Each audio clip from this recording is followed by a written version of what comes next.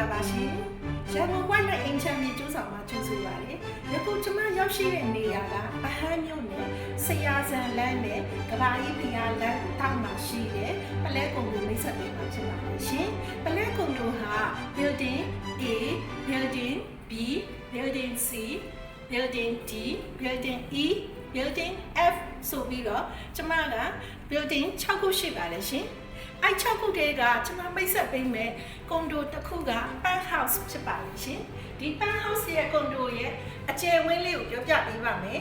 အကျယ်ဝန်းကသူကဒီကွန်ဒိုတစ်ခုလုံးမှာစုစုပေါင်းက73လွှာထိရှိပါတယ်73လွှာကနေနောက်ပြီးတော့ Pan House ကတစ်ထပ်အပါဝင်ဆိုတော့14လွှာဖြစ်ပါလိမ့်ရှင်အခုကကျွန်တော်မိတ်ဆက်ပေးမယ်ကဒီ14လွှာ Pan House အခန်းလေးဖြစ်ပါတယ်ဒီ Pan House အခန်းလေးက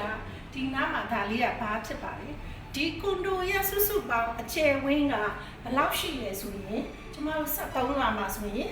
သူက9954 square feet ဖြစ်ပြီးတော့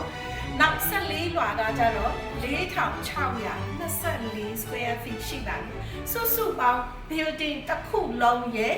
ပုံစံအကျယ်ဝန်းက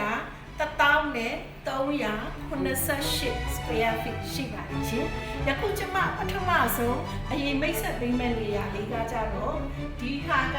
မိဖို့ကြောင်လေးဖြစ်ပါတယ်မိဖို့ကြောင်ကိုကျွန်မတို့မသွားခင်ဒီနေရာလေးအရင်မိတ်ဆက်ပေးချင်ပါတယ်ရှင်ဒီနေရာလေးကကြတော့တကယ်လုံးချင်းပုံစံမျိုးနဲ့နေရတာဖြစ်ပါတယ်ဒီလုံးချင်းပုံစံလေးလိုမျိုးနဲ့ဟိုစိတ်ရှိဒီကြကြနနလေးနေချင်တဲ့ဆိုရင်ဒီကွန်ဒိုလေးကိုရွေးချယ်ရတဲ့ပါလေ။ဘာဖြစ်လို့လဲဆိုတော့ဒီကွန်ဒိုလေးကမြို့လဲမှာစုလိဖျားဘက်ကိုသွားမယ်ဆိုရင်အရန်ကြီးမဝေးပါဘူးရှင်။လေရင်ကွင်းဘက်ကိုသွားမယ်ဆိုရင်ကဘာကြီးဖျားလမ်းတစ်လျှောက်လုံးကိုအနည်းဆုံးမိနစ်40တိတိမောင်းတာနဲ့ကိုရောက်ပါဘူးရှင်။ကဲကျွန်မနဲ့လိုက်ခဲ့ပါနော်။အခုကျွန်မမိတ်ဆက်ပေးမယ့်နေရာကဒါကမိဖို့ကြောင့်လေးဖြစ်ပါတယ်။မိတ်ဆက်ပေးမှာဒါကထိုင်လေးလို့ဖြစ်ပါတယ်ရှင်ထိုင်လေးလို့ကအရန်ကိုလည်းဒီမှာromantic ဆက်ပါလေနော်ဒါ6ယောက်စားတဲ့ထမင်းဝိုင်းလေးဖြစ်ပါလိမ့်ရှင်ဒီနားကကျတော့ခလေးတွေနားလေးနေရာလေးဖြစ်ပါလေဒီမှာကျတော့တစီးလေးတွေအလှထားနေဖြစ်ပါအရန်ကိုတကယ်ကို romantic ဆန်ဆန်မိသားစုထမင်းဝိုင်းလေးဖြစ်ပါလိမ့်ရှင်ကဲကျွန်မလည်းအခုမိဖို့ကြောင့်လိုက်ခဲ့ပြီးပါကဲဒီဟာလေးကမိဖို့ကြောင့်ဖြစ်ပါလေမိဖို့ကြောင့်မှာကျတော့ဒီမှာလည်းတိကျထမင်းချက်လို့ရတာရှင်ဒါဟိုဒီလိုကြောင့်မှဒီမှာကြည့်လိုက်ထူးအားဖြင့်လှုပ်ထားတဲ့နေရာလေးကပါတီလေးနဲ့တစ်ထပ်လှုပ်ထားတာဖြစ်ပါတယ်ဒီဘက်မှာတော့အရှင်းဖက်ဖြစ်ပါတယ်ရှင်အရှင်းဖက်ကကျတော့အလင်းရောင်လေးနဲ့အရန်ကောင်းပါပြီနော်နောက်တစ်ခုကဒီဒီလိုကြောင့်မှတော့ပစ္စည်းတွေဒီမှာကအဝတ်လျှော်ဆက်အခန်းလေးဖြစ်ပါတယ်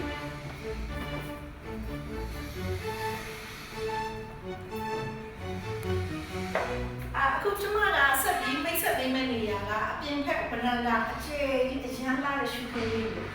ကျွန်မနဲ့လိုက်ခဲ့တာတိုက်ကြည့်တယ်ဒီကခါလေးတစ်ခုရှိပါလိမ့်ရှင်ဒီတစ်ခုလေးကအခန်းကိုလာပါလေဒီတစ်ခုလေးကစိတ်ထဲမှာအရန် relax ဖြစ်တယ်နော်ဘယ်ပုံစံတိုင်းမှာမှဒီလောက်ထိထားတာတဲ့ condition မရှိပါဘူးရှင်ပြန်လာလေဝေါအရင်လာတဲ့ရှုခင်းလေးဖြစ်ပါတယ်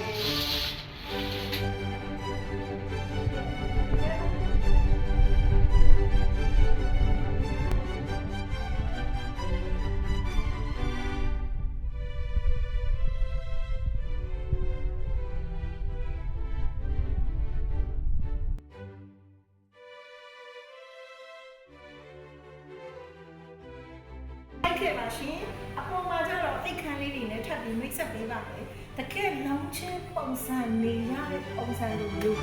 ကျွန်မလိုက်ကြပေးပါမယ်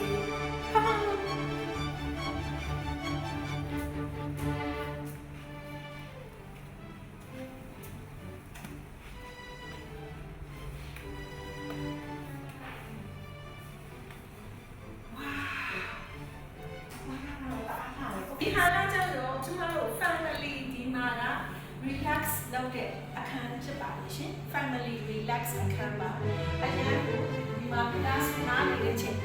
လေးကို relax လုပ်တဲ့အနေနဲ့အများကြီးပြပါလိမ့်ရှင်နောက်ပြီးတော့ဒီအပြင်းထန်မှာကကြတော့အရန်ကိုကျဲတဲ့နော်ဝရန်တာလေးတစ်ခုရှိပါတယ်ဝေါဒီမှာဝရန်တာနောက်တစ်ခုဖြစ်ပါတယ်ဒါကဒီတစ်ခုလေးပါ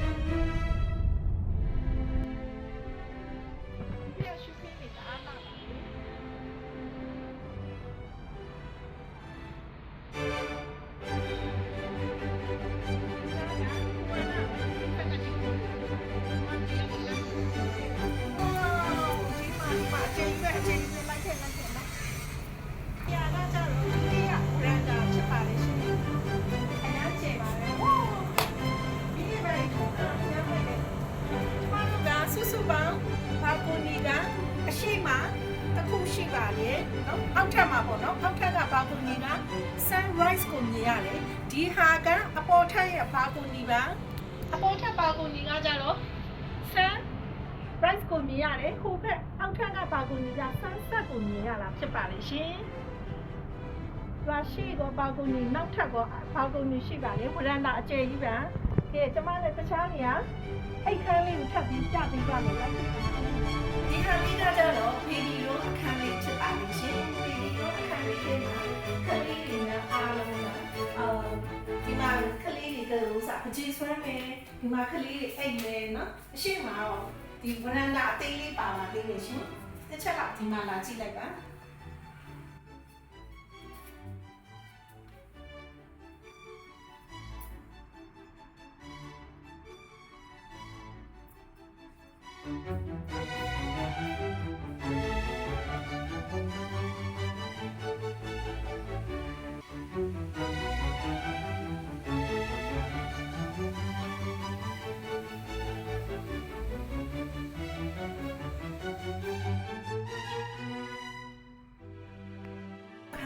ဒီဘက် house ထဲမှာအကျဉ်းဆုံးခန်းဖြစ်ပါတယ်ဒီဘက် house အကျဉ်းဆုံးခန်းလေးထဲကကျွန်တော်တို့ဒီဟာက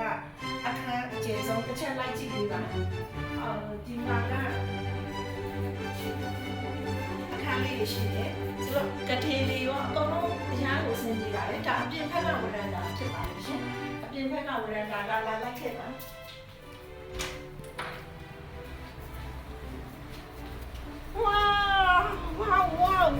ဝါဒီမှာကြည့်ပါဦးအရန်ကိုလှပါလေရှင်နော်ဒီနေရာလေးရဲ့ရှုပ်ခဲလေးဟာဘာမှမကိုနိုင်ရှင်လို့မရဟိုရွှေတကုံဖျားကိုပြပေးပါမယ်ရွှေတကုံဖျားကိုထင်းနေတာပဲမြင်ရပါလေရှင်အရန်ကိုလှပါလေရွှေတကုံဖျားအရန်ဖူးလို့ကောင်းပါလေဒီအောက်မှာကကျွန်တော်ပြချင်တာဒီအောက်မှာဝရန်တာတစ်ခုပါတယ်နော်ဘောက်ကိုနီတစ်ခုပါတယ်ဒီအောက်မှာတစ်ခုပါတယ်ပြီးတော့ဒါနှစ်ထပ်ပေါ့နော်လုံးချင်းတကယ်ကိုလုံးချင်းပုံစံအတိုင်းနေလို့ရတဲ့အိမ်လေးဖြစ်ပါလေရှင်ဒါကကျွန်တော်တို့က14လွှာရောက်ရှိနေတာဖြစ်ပါလေရှင်14လွှာပါ14လွှာမှာအိတ်ခမ်းက3ခမ်းရဲ့စားကြည့်ခမ်းတစ်ခမ်းရှိပါတယ်ဒီ3ခမ်းကဒီဘဲပချမ်းကိုတစ်ချက်ကြည့်လိုက်ပါဒီမှာ2ခမ်းဟိုဘက်မှာ1ခမ်းเนาะ2ခမ်းဒီညာဘက်ချမ်းမှာ1ခမ်း3ခမ်းနဲ့ဒီဟာက library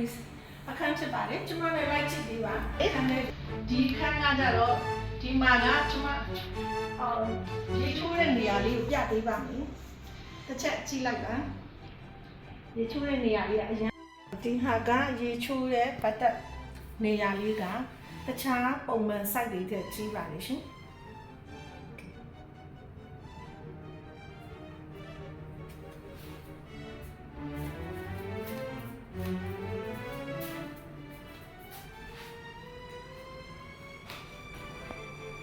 ကဲကျွန်တော်တို့ဒီလောက်လာလေဒီလောက်တောင်းတဲ့ပုံလိုလေးကို